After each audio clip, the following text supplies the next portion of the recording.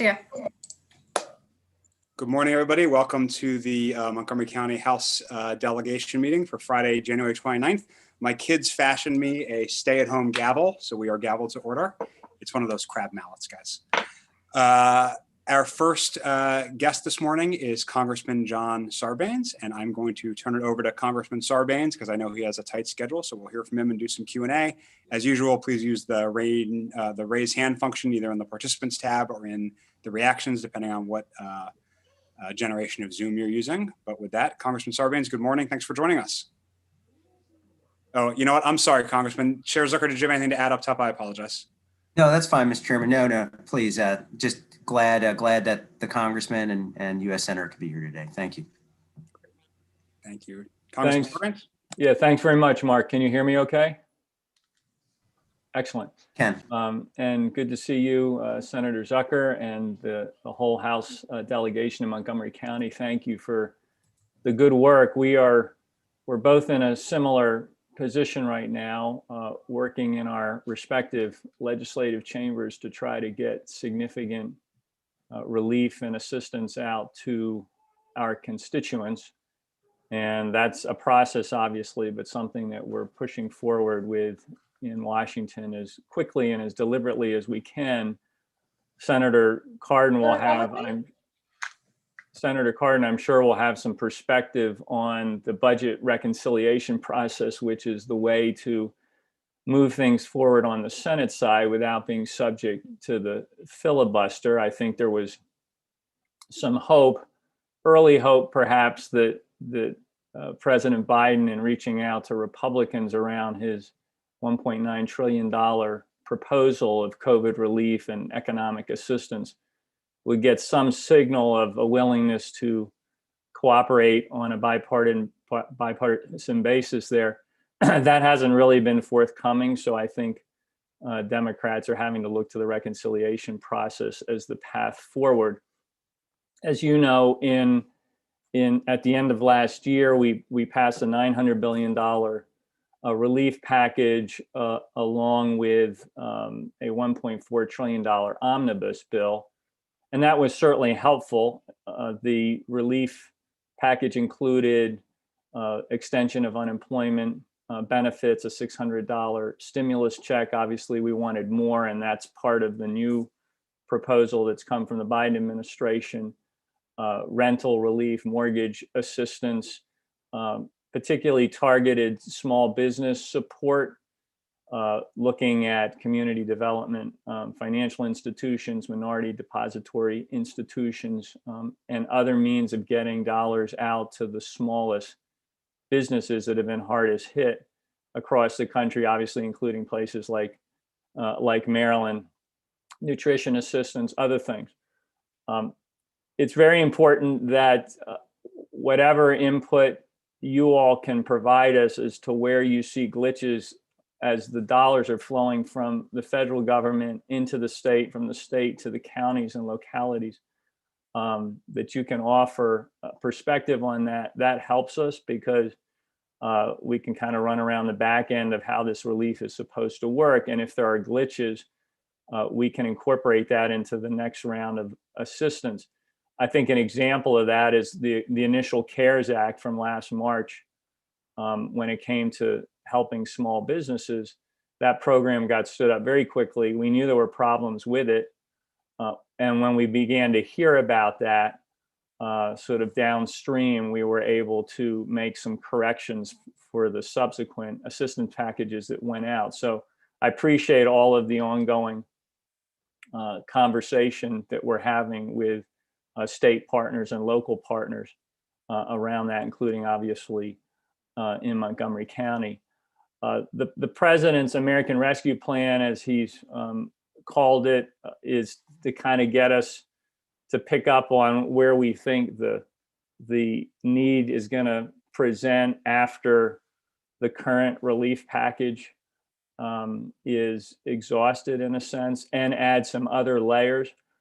But I want to focus most of my comments about what we're trying to do with the pandemic around the vaccination plan, because I know that's creating a lot of frustration at all levels. And certainly we're seeing that in Maryland. We're seeing it in Montgomery County. In fact, I know that yesterday, I believe the Montgomery County Council sent a letter to Governor Hogan detailing some concerns. I know that your delegation and others across the country, the state and the General Assembly have been expressing real concern about what the plan looks like and where it needs to be better coordinated across these distribution channels of hospitals, skilled nursing facilities through the retail transfer program, public health departments, et cetera. There needs to be much more coordination. We had a presentation yesterday from Jeff Zients, who is the, if you want to call it, the COVID relief czar now that President Biden has put in place. He's coordinating the overall response, and obviously right now is focusing very much on the vaccination program. And what they told us, having been in office now 10 days, they came in and were perfectly prepared to see that the plan in place from the Trump administration was not adequate and needed to be fixed. What they discovered was that there was no plan at all. I mean, zero. Operation Warp Speed obviously has to be credited with getting the vaccines developed in record time, but there appears to have been nothing else done to be ready for the kind of distribution plan that could be rapidly deployed. And so the Biden administration now is coming in having to basically develop a plan from scratch in a moment where there's high frustration around the country. We heard that from a lot of our colleagues on the call yesterday. And they're committed to this, but it's not going to be fixed overnight. Some of the things that I think you can expect to see help the situation in Maryland relatively quickly, and there are many dimensions to this, are that there will be a boost in the number of vaccines that are going out, not a tremendous boost, but enough, I think, to help somewhat with some of the bottlenecks that we've seen in this state and in others. Also, there's been very little visibility on the part of states, and as a result, on the part of localities, in terms of how many vaccine doses they're going to be receiving in the coming days. There's basically only been about a week of visibility, which makes it very, very difficult to plan. The Biden administration is trying to increase that quickly to a 3-week visibility window. So as a state, and then in turn, hopefully, if there's good coordination between the state and the locals, there's an opportunity to know what's coming next week, the week after, and the week after that, so you can plan how you're going to distribute the vaccines. So I'm sure we'll have some discussion about this.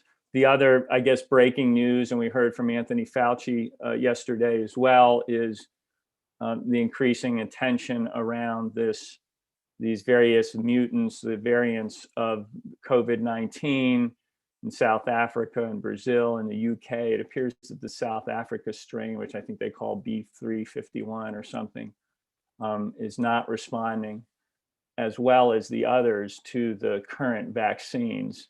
And so, that just adds another layer of challenge and difficulty on top of the ones that we're already facing. And I think in South Carolina now, today, it's being reported there were 3 cases of the South Africa variant in the United States. So many challenges, but I feel good about where the Biden administration is in tackling those. But it's not going to get vastly better very quickly just because of the situation that they have stepped into. The last thing I'll just mention around the vaccination plan is a laser-like focus on getting the vaccine out to communities that have been disproportionately impacted by the pandemic, making sure that that data is right at the top of the analysis every single day. They speak in terms of access to the vaccine and acceptance of the vaccine, and that can be a challenge depending on on which communities you're talking about across the country. So the Biden team is very much focused on that and has brought in expertise that can make sure that stands right at the center. Just to close, and then I'd love to have any questions or thoughts that you want to share. My committee assignments will continue as serving on the Energy and Commerce Committee, the Health Subcommittee, the Environmental Subcommittee.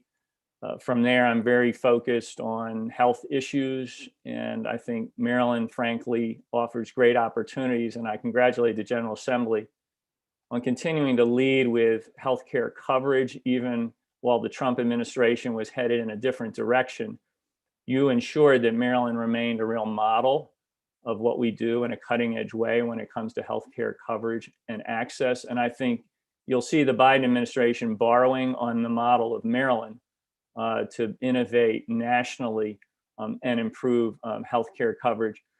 With a new administrator at the EPA and a team that's focused on the mission of that agency in terms of improving our environment, I'm looking for great things with partnering with states like Maryland, particularly around the Chesapeake Bay. So stay tuned there. I'll be very focused on that.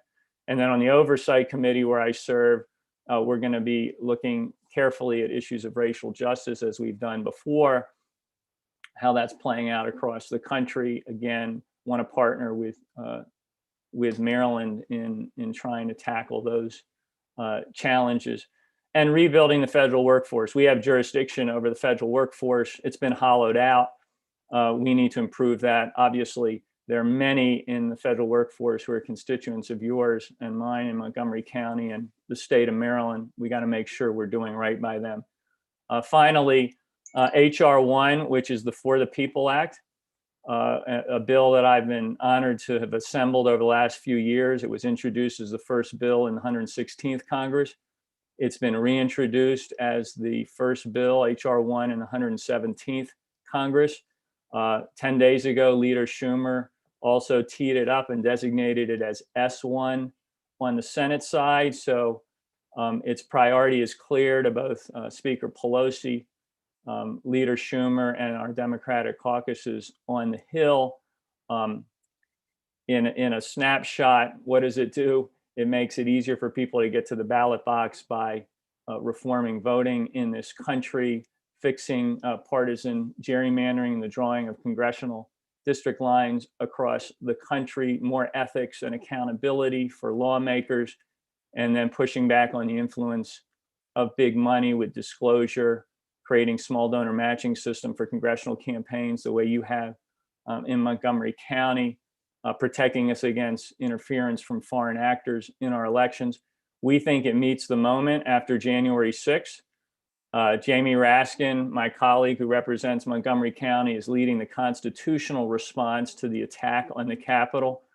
HR 1 S1 very much exists as the legislative response to what is clearly a very shaky democracy in this moment. We think if we can strengthen it, it'll give confidence back to the American people that they can count on their democracy when they need it. With that, let me yield back to you, Mark. Appreciate the opportunity. Thank you, Congressman. While I'm waiting for my colleagues to click the raise hand, let me also just share our condolences on the passing of Senator Sarbanes at the end of last year. In addition to all his very well-publicized leadership, I know he was a sneaky leader on transit because the banking committee had jurisdiction over that issue for some reason. So really appreciate everything he did for the state of Maryland. Delegate Shetty.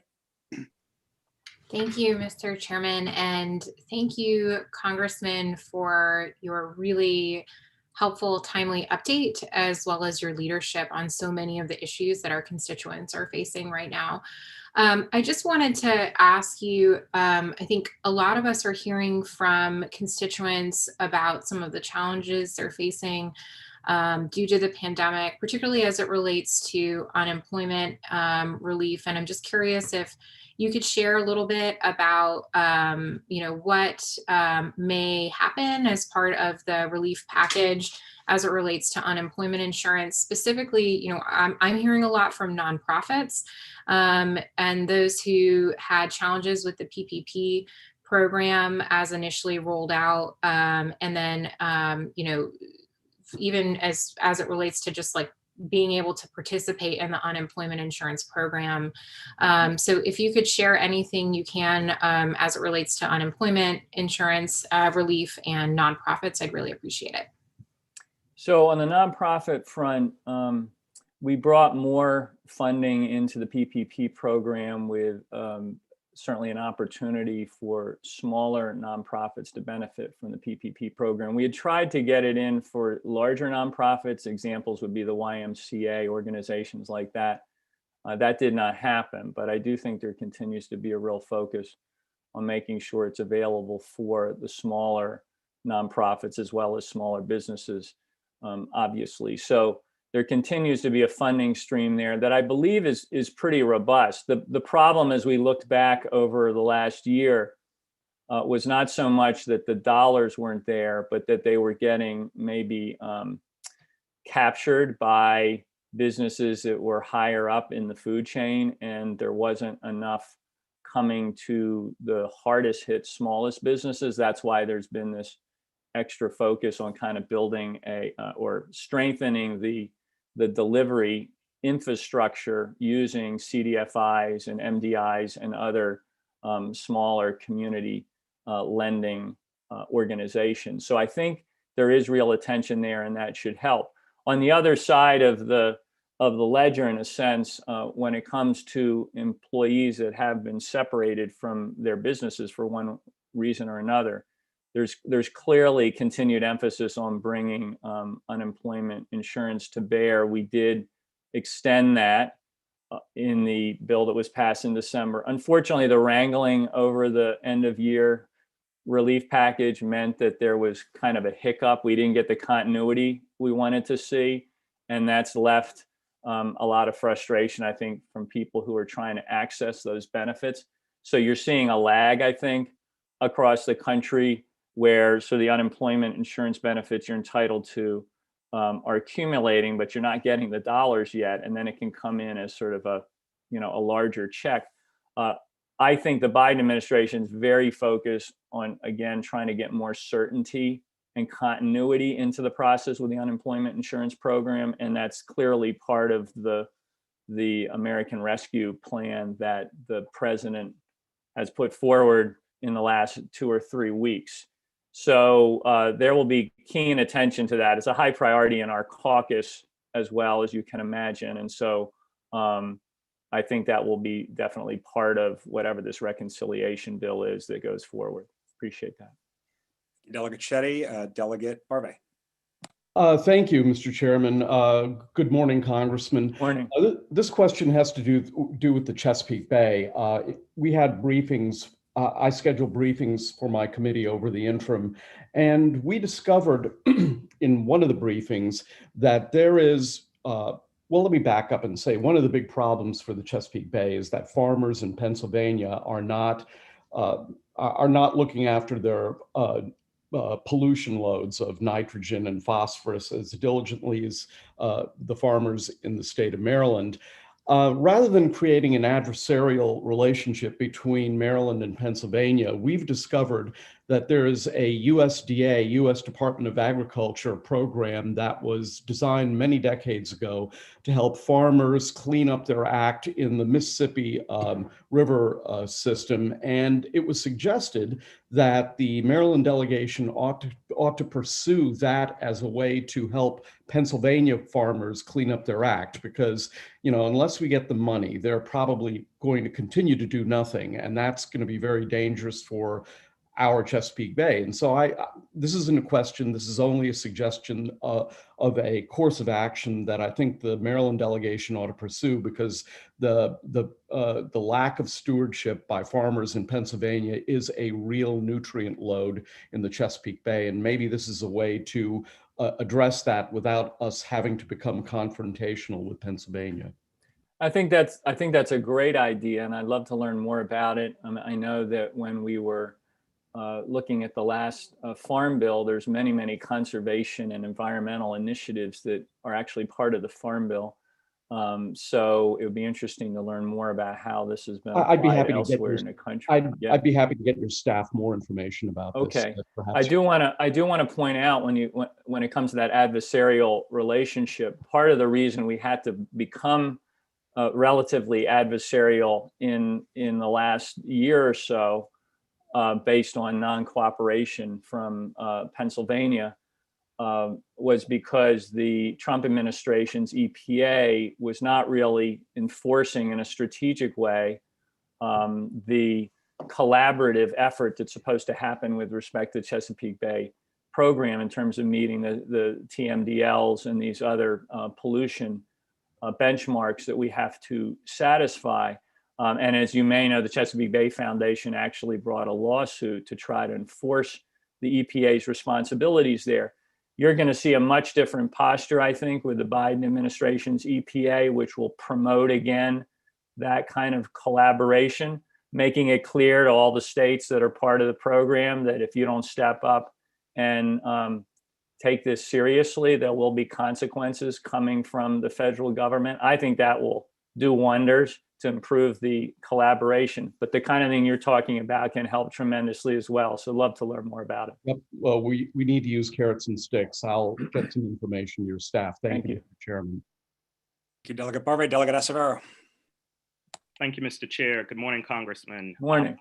Appreciate your update, appreciate your advocacy, particularly around HR 1, which is, for the People Act, which is, actually my question.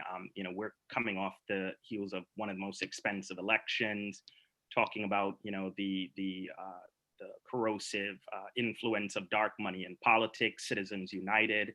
And I recently heard Speaker Pelosi saying that HR 1 was in a sort of a glorified status. And so I'm really curious as to where this Congress is on HR 1. Are we going to get that passed? I think it's critical, particularly around campaign finance, ensuring that people have a greater voice in their democracy.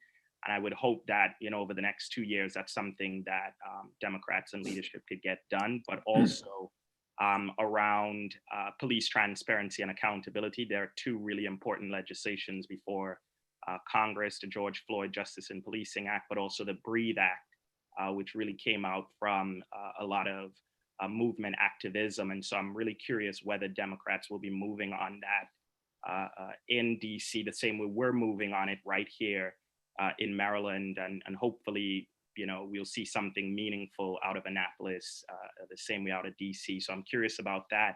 And then lastly, about John Lewis's Voting Rights Advancement Act, ensuring that we are strengthening the voting rights and ensuring that we're dealing with voter suppression that has a disproportionate impact, as we know, on certain Americans. And it just shouldn't be that difficult in order for us to participate in our democracy. So really appreciate an update on all those things and whether we could get it done. Yeah, I appreciate those questions very, very much. In terms of justice and policing and other associated initiatives there, you can rest assured there's going to continue to be a very strong focus on that within our caucus, led by the Congressional Black Caucus that was chaired last year by Karen Bass of California and is newly chaired by Joyce Beatty, Congressman Joyce Beatty. So with that leadership, we're going to continue to maintain the focus. I think the big question and challenge here is we've reached these moments where it stimulates important conversation and discussion before, but it's never unfortunately been followed with a kind of sustained action to address these things that we need to see. Many people believe, I believe and hope that this moment is different. We have to continue to force people, and that includes lawmakers, to the proper place of discomfort, what I would say is an analogy to John Lewis's concept of good trouble, the idea that we need to stay uncomfortable with the status quo when it comes to the kind of racial violence we're seeing across the country and how racial bias has become embedded in a lot of law enforcement organizations nationally. And we've got to take action to deal with that through transparency, through looking at things like qualified immunity and other stuff. We cannot we cannot let our focus wander away from that challenge. And I think you're definitely going to see that, not just from the Biden administration in ways that obviously are dramatically different than the prior administration, but from leaders in Congress on both sides of the Capitol. I would hope from both sides of the aisle, but right now the leadership is coming mostly, I think, from the Democratic side. In terms of HR 1, thank you for your interest there. We absolutely have that as a first priority item. We hope to get it done on the House side on the front end of the calendar here. Obviously, we live in a world where there are unforeseen developments, it seems, every day that can front run whatever the schedule is that you've got planned. But Speaker Pelosi is very committed to that. In the 116th Congress, we got it to the floor by March 8th, within the first 100 days. Absolutely, that's going to happen again. We'll get the passage in the House. The process on the Senate side is a little trickier, again, because of the filibuster. I think Leader Schumer is going to test whether Mitch McConnell is interested in supplying 10 Republicans for anything meaningful over there. If that doesn't happen, then I think, the way the Senate rules operate is going to have to get a close look. And I'm not a big fan myself of the filibuster, but I also don't pretend to understand the inner workings or mysteries of how the Senate rules work. You've got somebody coming soon who's got a little better handle on that. But our view is that we put as much momentum and power behind HR 1 as we send it over to the Senate, in a sense, and then let the chips fall where they may. I think the more the public demonstrates its appetite for this change, and there is no question that people want to see it. A lot of people don't know what's in HR 1, but when you tell them what's in there, they say, amen, this is what we've been clamoring for years. Everything in there, all the what I call load-bearing walls inside the architecture of that bill, are things that are supported at 70% and above across the country. So it's not just Democrats, independents, Republicans want to see this change, whether it's voting or it's more transparency, or it's what you're speaking to, which is the corrosive and corrupting influence that big money has had on the way policy gets made in Washington. People are fed up with it. This is where a lot of the cynicism and anger has come from over the last few years. It's why people have reached for fairly drastic solutions to their anger. I think that's what we saw in 2016. But the good news is in 2018, a team of reformers came off the campaign trail, took back the House for Democrats, and made their first priority fixing democracy, and put that on the floor in the first 100 days. So we think there's strong momentum there. And then lastly, on HR 4, which is what we designated as the John Lewis Voting Rights Advancement Act, absolutely a commitment there to restore the protections of the Voting Rights Act that were taken away by the Shelby case in the Supreme Court. The challenge there is we can't lead with that in the early days, because the courts made it clear that if you're going to come back with a new Voting Rights Act that's stronger, you have to build an evidentiary record very carefully. So we're going to have to do hearings across the country to show that there's evidence of continued challenges in places of historic discrimination when it comes to voting. It's going to take time to do that. So HR 1 is ready to go with its voting reforms. By the way, Title 1 of HR 1 is John Lewis's Voter Empowerment Act that he introduced for 5 Congresses in a row, and was his most cherished legislative initiative. We've got that right up there on the masthead of HR 1 to show its commitment to fixing voting in this country. I'll just close with this observation on the topic of HR 1. I think what the American people did in November is they pulled their democracy back from the brink. But the reality, and we saw this on January 6th, is that the democracy we pulled back is still extremely fragile. It needs a lot of care and attention, and it needs a lot of strengthening. And that's what HR 1 is designed to do, and then set the table for bills like HR 4, which is the Voting Rights Advancement Act, and HR 51, which is DC statehood. Congressman, do you have time for one more question? I think I heard your alarm going off. Yes, I do. Great. Delegate Kelly, last question. Thank you, Mr. Chairman, and thank you, Congressman. I'll make it quick. I heard when you were talking, and I just want to make sure I heard you right, because it would be a real game changer for us in Maryland. You said, excuse me, that it's your understanding that the Biden administration is working to give us 3-week advance notice on our shipments for vaccine. I'm asking because yesterday the state health department just guaranteed Montgomery County 975 doses a week, and we could do 3,000 a day. So if we could get advance notice of the shipments by 3 weeks in advance from the feds, the state could then give the county advance notice of a much larger supply, which would really help with implementing the vaccine administration. Yeah, absolutely. That was a real point of emphasis from Jeff Zients yesterday, because it's one of the greatest impediments to planning. And we know that the Trump administration didn't have a coordinated national plan when it came to distribution of the vaccine. The Biden administration is committed to getting that in place and providing real leadership there. And since this is one of the chief complaints at all levels, and the ripple effect of this is if you're only getting a week's notice from Fed to state, then what does that do in terms of state to local to local health department, et cetera? You can only have 48 or 72 hours insight into what that looks like. So by expanding that window of visibility, which they're committed to, I think it's going to help tremendously. And let me just say more broadly, you're going to just get more guidance coming from the feds. The CDC is in a position of making strong recommendations on not just issues relating to the vaccines here, but masking, other steps that people can take to precautions to put in place to try to reduce the spread of the infection. We weren't getting any kind of coordinated guidance from the federal government on this before, when traditionally that's been the role that can be played.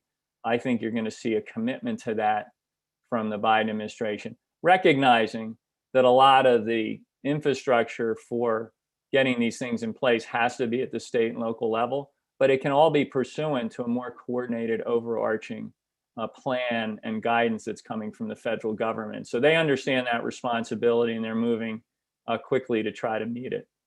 Thank you so much. Thank you. Congressman, thank you again for joining us. We appreciate it. And Thank you, Mark. Please govern like your majority will be gone tomorrow. You never know. Absolutely. All the best. We need those bills. Thank you. All right. Take care. Bye-bye. Colleagues, just a note on the schedule for this morning. Senator Cardin's going to join us probably around 9:45. So we'll just go on with our business until then, and then we'll deviate over to him when he arrives. We're just trying to have the normal speakers we would have in delegation and fitting them in this new Zoom environment. And also just a little public service announcement. If you need to leave for another meeting, or you have to go run a pro forma floor session or whatever it is, such that you won't be able to vote in delegation, please log out of the Zoom. When you're done, you'll just log back in, or Becca will let you back in. But for council, it's really important for them to be able to see on the participants tab who's here and who's not. So if you have to step away, take a phone call, do a meeting, whatever it is, obviously we want you here, but please log out and then log back in when you return. With that, we will go to late filed bill requests. We have one from Delegate Acevero, MCC 22-21. Delegate, why is it late? Thank you, Mr. Chair, and good morning, colleagues. Colleagues, first, this is a familiar bill to all of us. It's a reintroduction. We have actually taken action on this bill last year. We voted unanimously to pass it out of delegation. It is enabling legislation. And while I don't normally blame the Senate, I think it is appropriate in this case to blame the Senate for it being late filed. And I appreciate your indulgence and understanding. Thank you, Mr. Chair. Does it have a Senate crossfile? Don't answer that. All right, 2/3 vote. Roll call, please. Delegate Acevero. Yes. Delegate Barbe. Yes. Delegate Carr. Yes. Delegate Charkudian. She stepped away. Doing my best to keep up with these screens here. Okay. Delegate Crutchfield. Yes. Delegate Cullison. Yes. Delegate Dumais, Yes. Delegate Fraser Hidalgo, Yes. Delegate Gilchrist, Yes. Delegate Kaiser. Yes. All right. Delegate Kelly, Yes. Delegate Lopez, Yes. Delegate Love, Yes. Delegate Lutke. He had to leave. Okay. Delegate Moon, Delegate Palakovich Carr, Yes. Delegate Chi, Yes. Delegate Queen, Yes. Delegate Resnick, Yes. Delegate Shetty, Yes. Delegate Solomon, Yes. Delegate Stewart, Yes. Delegate Wilkins. Yes. 20 in favor. 21, Jennifer. Oh, I've done it again. My apologies, Mr. Chairman. Yes. Thank you. Okay, that bill will be referred to Chair Shetty's committee, and we'll have a hearing actually in the full delegation next week. With that, we will move on to bill hearings. We will start with Delegate Love in the Land Use Committee.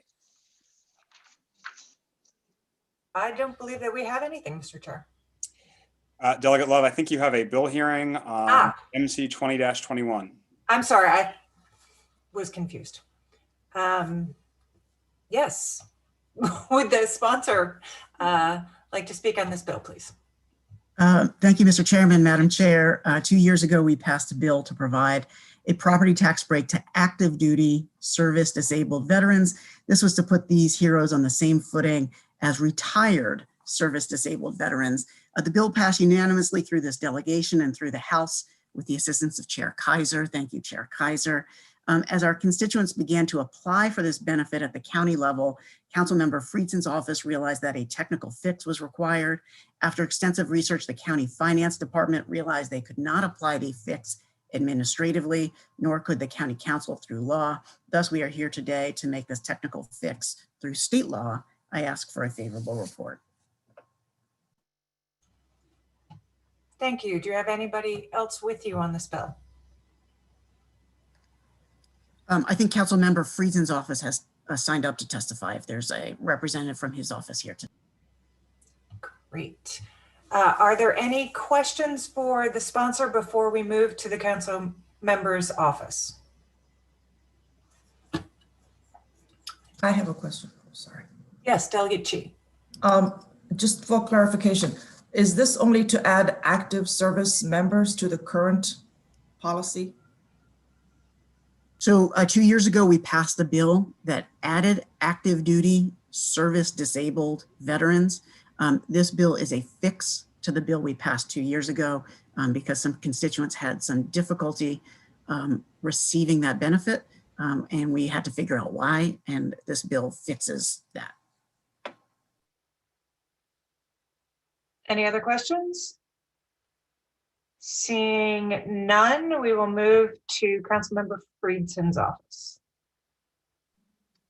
Thank you. I just very that's quickly. Sorry, I was on our county COVID call. I hopped off. I'm going to hop back on that, so I'll be very brief. Just want to thank Senator Waldstreicher. We've been working on this. Our staff. This is a really important bill. It doesn't have a wide impact, but the impact that it has on certain families in our community is just absolutely critical. And I hope that we can get this fix done. We tried to fix it at the county level. We did everything that we could. We pulled out every stop.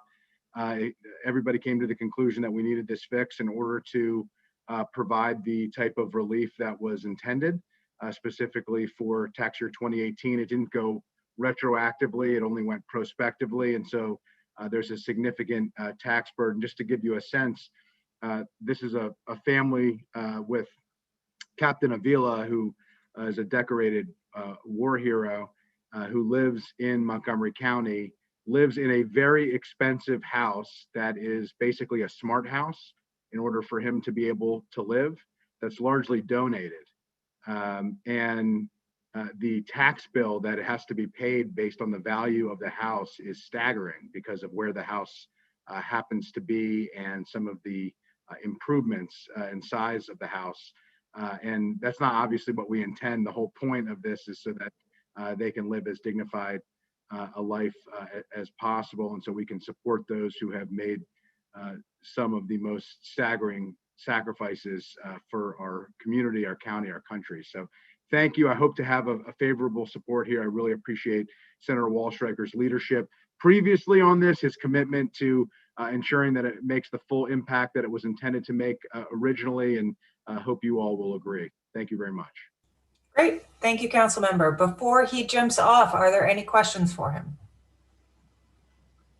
Okay, seeing none. Thank you to the sponsor and thank you to the council member. And that concludes the hearing on MC 2021. Back to you, Mr. Chair. Great. Thank you, Chair Love. As previewed a few minutes ago, we're going to deviate from our work session to go to Senator Cardin, who has joined us. Senator Cardin, thank you so much for being here this morning. Well, Chairman Corman, thank you for giving me this opportunity. As you know, as you begin the legislative session, I like to come by, visit with you all, let you know that Team Maryland, your federal delegation, is wants to partner with you. I'm sorry we can't do that in person, but that's COVID-19, the new norm. So, but it's good to be with you, and thank you for giving me this time. It really is Team Maryland. We work very closely with Chris Van Hollen, my partner in the Senate. We're Jamie Raskin, who is very busy these days as the principal manager in regards to the impeachment trial. We're very proud of his work. David Trone doing a great job in the House, and John Sarbanes, who's taking the lead on HR 1, the first bill dealing with the integrity in government. So our federal delegation is open for business, and I know that Carlton Atkinson's on the line with us. He's my state director. As I think some of you know, Ken Reichert is recovering from illness, and we hope that he continues to make progress. Let me just give you a brief background of where we are. January has been a very difficult month. On January the 6th, I was in the United States Senate. As the rioters were knocking on our doors, there was a real concern about personal safety. And I thank the people of Maryland, so many who called our office and inquired as to our personal safety. But quite frankly, I was more concerned about the safety of our democracy. I never thought I would see an insurrection in America. And it was a frightening moment. But on an encouraging note, 2 weeks later to the day, I was on the west front of the Capitol on the platform representing the people of Maryland as Joe Biden took the oath of office as president and Kamala Harris the oath of office as vice president. It was an emotional day because I was joined not just by Democrats, but by Republicans and all Americans to celebrate the peaceful transition of power. Our democratic institutions survived, and we're moving forward. On January 6th, something else happened. I found out that the Georgia elections had elected 2 Democrats in the United States Senate, and I would no longer be the ranking member of the Small Business Committee. I was going to be the chairman of that committee. So the control of the Senate went to Chuck Schumer, which makes the agenda of the Senate much different in this Congress than it was in the last Congress with Mitch McConnell as the leader. And of course, with President Biden, we have a new agenda for America. And that agenda starts first with COVID-19, with a real commitment to get federal direction on how we are going to deal and get rid of this virus. Under President Trump, there was no plan. People ask me, what was his strategy on distribution of the vaccine? He had no strategy. He had no strategy on the public health issues. He had no strategy on protective equipment. He had no strategy on testing. He had no strategies on vaccine distribution. We now have a president that's taking charge. And he's going to maximize the amount of vaccines available. He'll have transparency. The states will know the distribution, the supply routes and the numbers, and then can plan accordingly, and they'll get direction from the federal government on the distribution of the vaccines. Clearly, the number one priority is to get this virus under control. In doing that, it's the vaccine distributions. It's to make sure that we deal with those who have been hurt the most, the families and the businesses, and to get our schools open safely, and they can stay open and don't have to close and open, that we have a consistent plan on keeping children safe in school. That's the priority on COVID-19. His other priority is to build back better. That means we're going to have an economy that's modernized through our infrastructure investment, which is going to be critically important to Montgomery County. And then lastly, he wants to restore American values by what we do at home and be a global leader on protecting democratic institutions and human rights. And I think you're going to see that you've already seen action taken in just 9 days, or I guess we're on the 9th day now of the Biden administration. Montgomery County priorities. Our delegation is laser focused, working together with Team Maryland to help you on your priorities. We know transportation is a critical issue in Montgomery County. We know that. We have the reports coming in on WMATA safety, and they're going to be implemented, and we're going to focus not only on funding, but the safety issues as it relates to WMATA.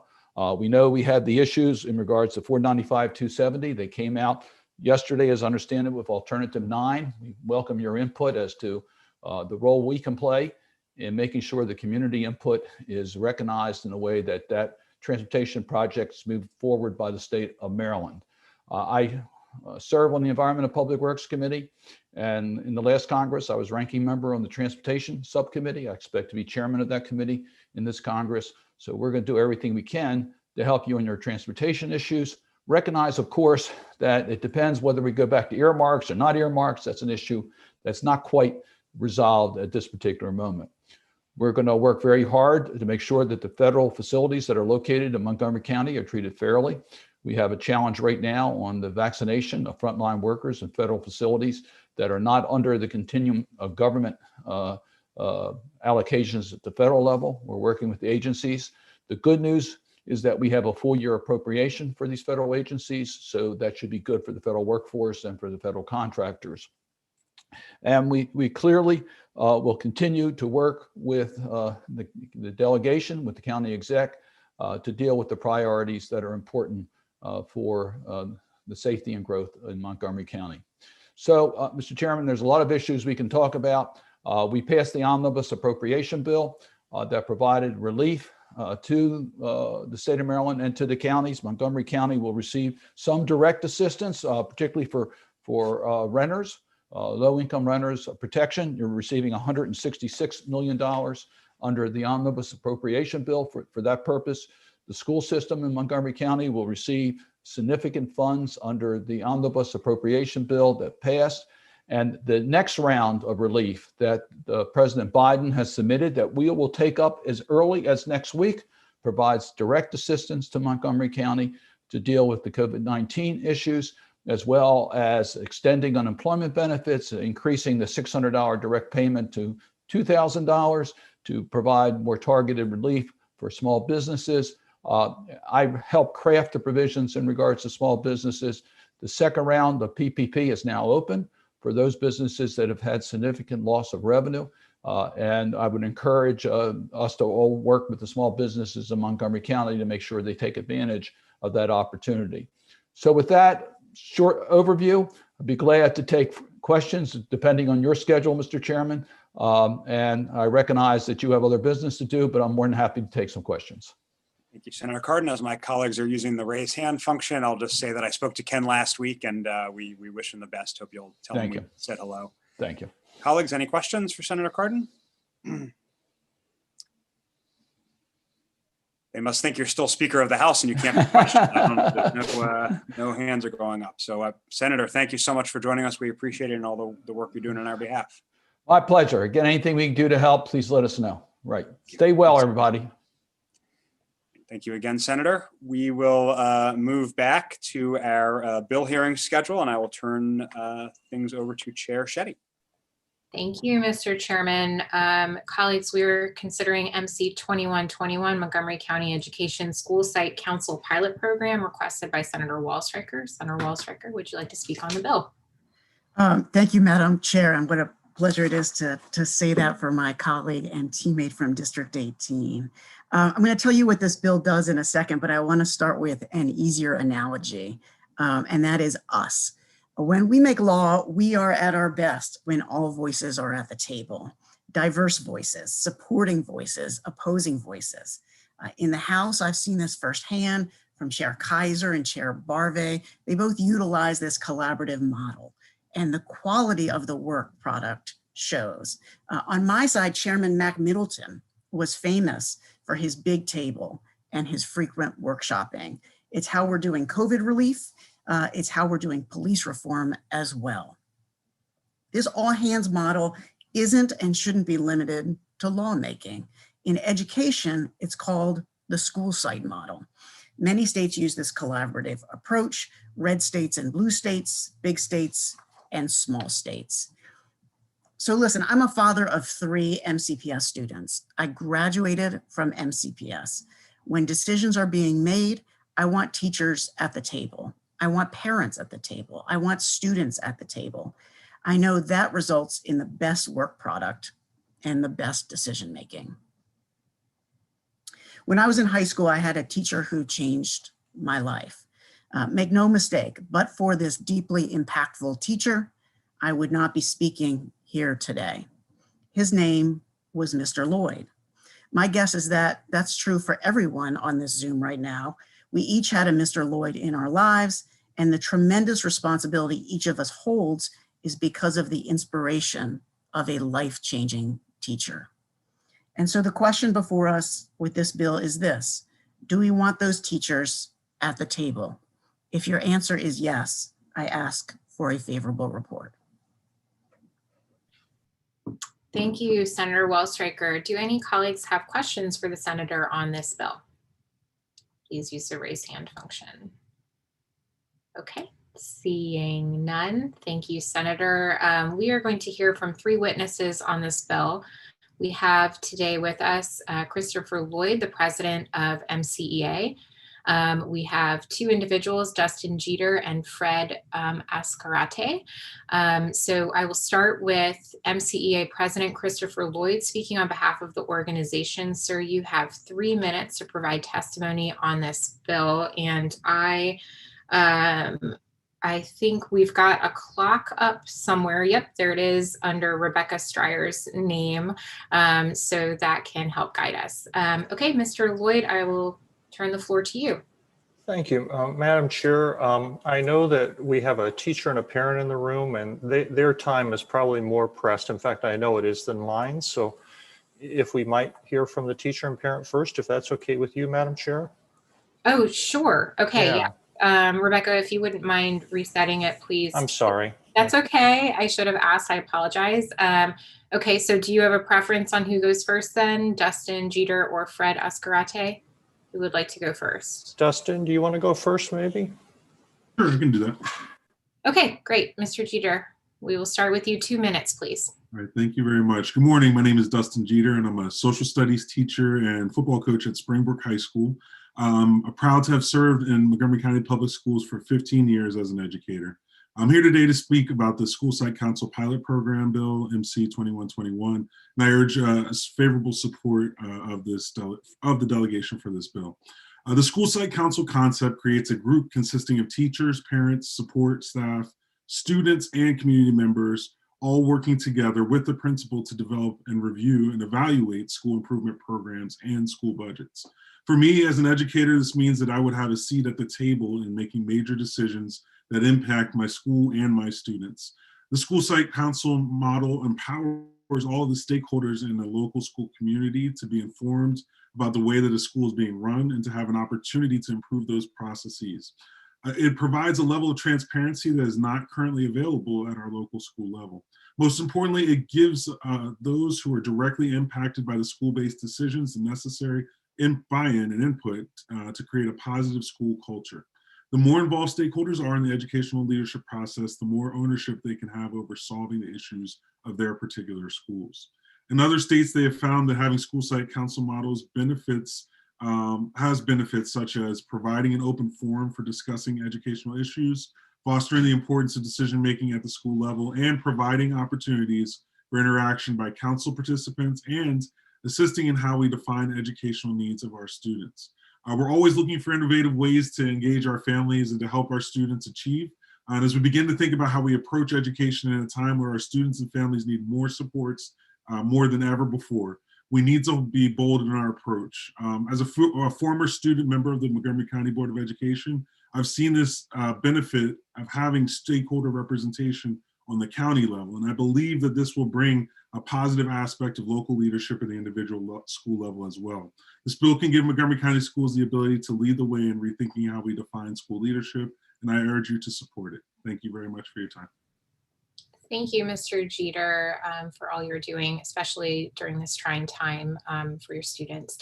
We'll turn the floor to Mr. Oscarate now. Good morning. I'm a 23-year resident of Maryland, and I live in Tacoma Park, but more importantly, I have 3 children that attend Montgomery County Public Schools. I've also been a PTA leader in our schools for the past 4 years. So I want to add my support to the concept of school site councils. A pilot project to build these councils in Montgomery County would provide our schools with an opportunity to increase accountability, engagement, and communication within our community. As you know, in Montgomery County, we have a large school district. Such a large system, it's sometimes difficult for parents to understand the how, why, and where of certain decisions that are made. School site councils could help create a level of transparency in some areas of school decision-making that would assist teachers, parents, and other community stakeholders to engage more fully in the overall success of the school. Now, it's impossible to predict the outcome of greater engagement, but the potential does exist for us to more proactively address some of the growing equity issues that exist in our schools, starting with our growing opportunity gap. I think parents see the Maryland School Report Card or the MCPS Equity Accountability Model and are looking for ways to not just identify the problem, but find and implement solutions. These solutions need all of us working together with needed resources from Annapolis and Rockville to ensure we can meet the challenges that our schools face. Now, as a PTA leader, I've had wonderful collaborative relationships with principals, teachers, and other staff at the schools that my kids attend. But having a structural collaboration through a school site council would only deepen and enhance the opportunity for all stakeholders, including students at the secondary level, in a school to work together to implement Blueprint for Maryland's future grants and meet other challenges the school faces. The African proverb, "It takes a village to raise a child," is really fairly apt as we discuss this pilot project. And I hope you all would support its implementation. Thank you. Thank you so much for your testimony. Now turning to Mr. Lloyd, President of MCEA, for 3 minutes. Thank you, Madam Chair. I'm going to try to get through this because I'm choked up now, because anybody who's been a teacher knows that when a student says what Senator Waldstreicher just said, it chokes you up. So I'm here today to speak in favor of the school site councils. As Senator Waldstreicher said, these councils are used in multiple states with great success, and they increase engagement and investment. Folks I've taught know that I really like the phrase that the smartest person in the room is the room. And having taught for over 30 years, it doesn't take long to have that phrase proven very true in a classroom. Normally to find, once again, that I, as the teacher, was certainly not the smartest person in the room, as if that was ever in doubt.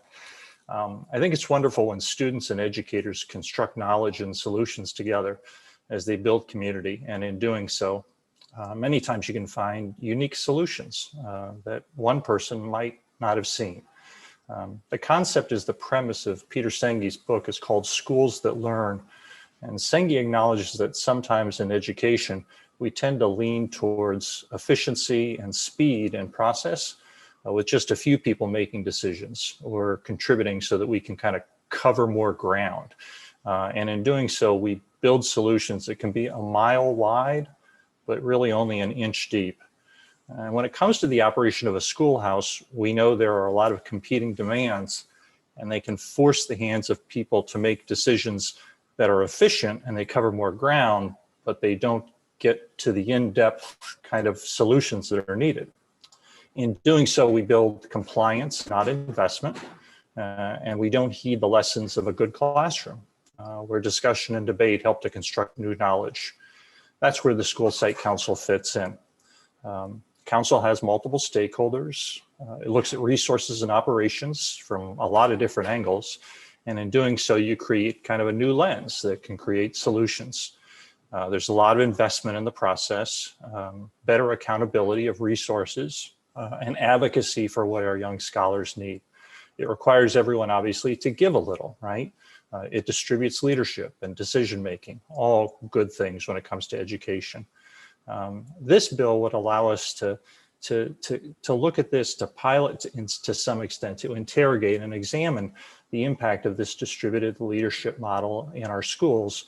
And I ask for your support. And I would say that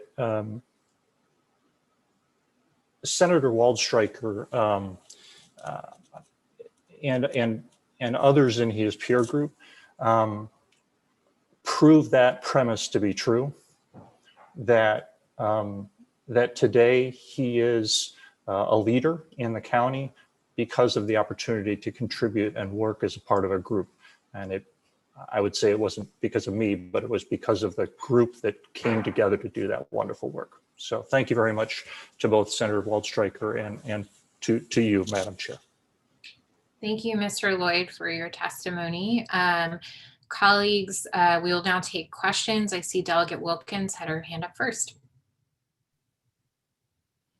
Hi, everyone. Good morning. And thank you so much, Senator Waldstreicher, and to our folks who came to testify. Really appreciate your time and your input. Really like this bill. Love the idea of the sites, and especially bringing parents and students and other stakeholders together around really important issues. My question is, I'm reading through the bill and just wondering why a state legislation is necessary for the school sites. Is this something that the county or the school board could lead or want to lead? I just wanted to kind of get a little bit more background around why it might need to happen at the state level.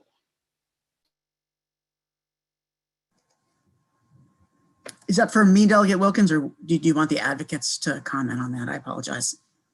And anyone is welcome. Well, I'll take the first crack. As we researched this model, it was clear that other states have done it on a statewide basis. So the first step to moving this statewide was to do it locally, but at the state level, so that when we're ready to expand, everyone at the state level already has experience with that. So that's how other states have done it, and I thought we would follow their lead. That answers my question. Thank you.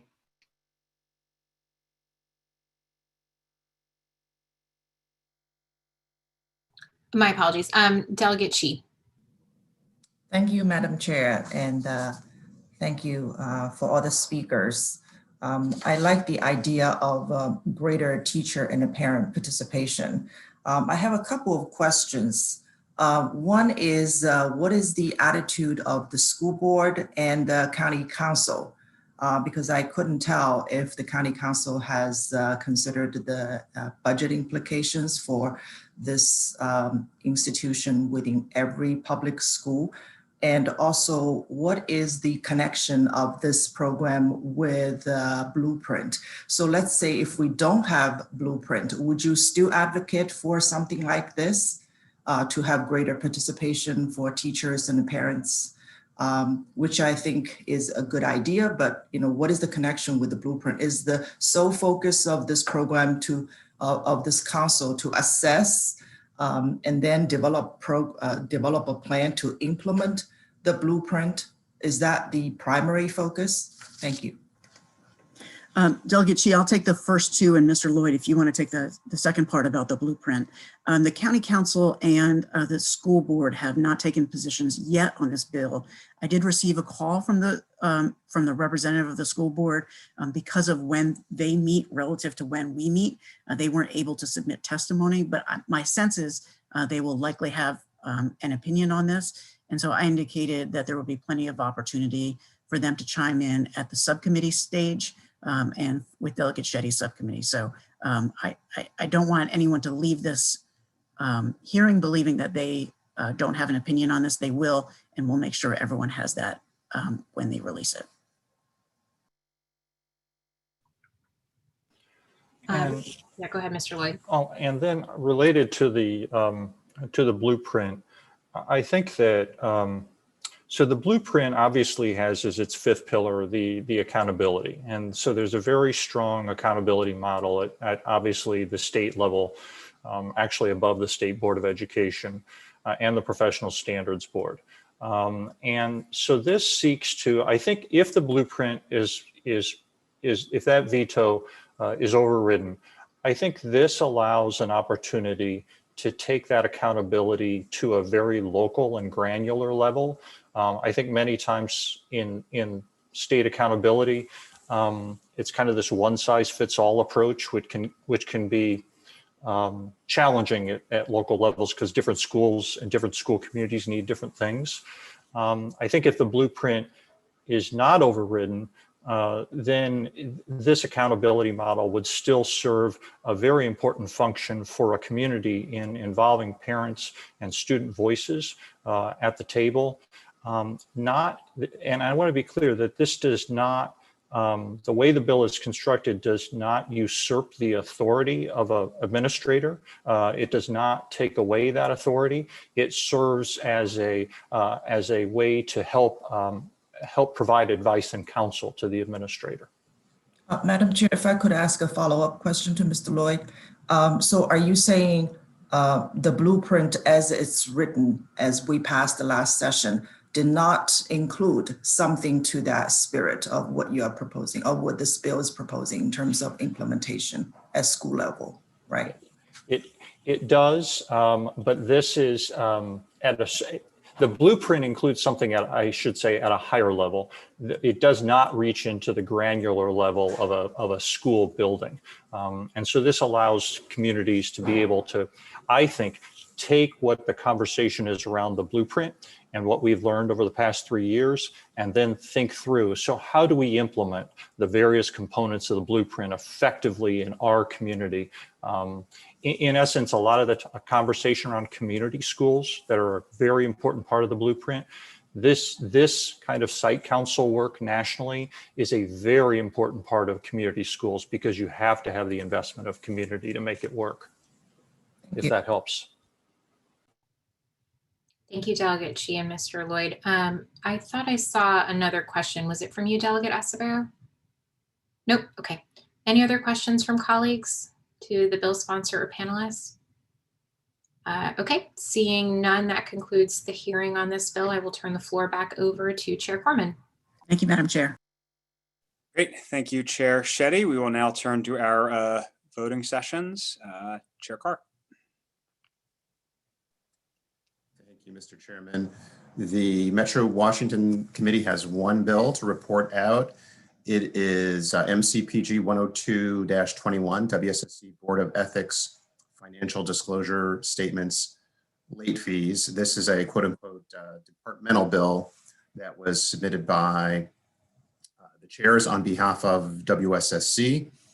It adds a late fee. WSSC employees, just like us, are required to file a financial disclosure annually.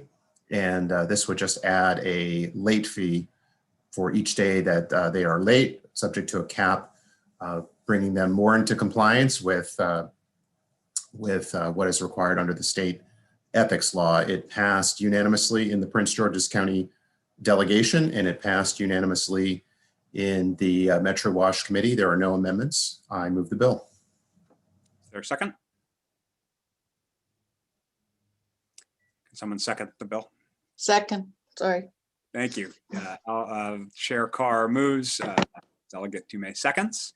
Is there any discussion on the bill? Okay, all in favor of the bill signify by saying aye. Aye. Aye. Aye. Anyone opposed? Any abstentions? Great, the bill passes. Thank you, Chair Carr. Just a few announcements from me before we do committee announcements, just so everyone knows where we're at. Except for the bill we accepted for late filing today from Delegate Acevedo, all the delegation bills have been introduced into the chamber, and most have been read across and have bill numbers assigned. Some already have hearings assigned, and I'll, as soon as the blue back for Delegate Acevedo is available, I will hustle to get that in as well. We're working on a slate of speakers for the next few meetings, again, trying to sort of replicate what we normally do during a legislative session. So we'll have Congressman Trone, DLS, Montgomery College and USG, and we're working on Casey Anderson, which a few of you requested from Park and Planning. And then we're also working on healthcare vaccine related discussion that I know a lot of you have been asking about as well. You know, other than these sort of late filed bills, most of our local bills are done. The chairs have done a great job of keeping their drawers pretty empty, so we appreciate it. And then the most important announcement, happy birthday a day late to our colleague Delegate Moon, who didn't get a speech on the House floor yesterday. So we're saying happy birthday here. And with that, committee announcements, Chair Carr. Thank you. The Metro Committee will not meet on Monday. Chair Shetty. Sorry, I'm having trouble with my mute, and I don't have a question. No announcements at this time. I will just flag to EEH members that we had previously been reserving EEH time for Wednesday mornings. We will not be holding a work session this Wednesday, but we may in the coming, like the week after. So just a heads up, it's not been formally scheduled yet, but thank you. Thank you, Chair Shetty. Chair Love. Chair Love. Okay, Chair Chi. We don't have an announcement. We don't have a work session. Thank you. Great. All right. Delegate Love, one more bite at the apple. Okay, I think they might have a meeting scheduled, but Rebecca will make sure an announcement goes out. Rebecca, do you just want to make the announcement? Sure. There's a meeting 11 a.m. on Monday. Great. Thank you, Acting Chair Stryer. Any other questions or announcements from folks? Okay, well, thank you all, and enjoy the rest of your Fridays, and I'll see many of you later. Bye.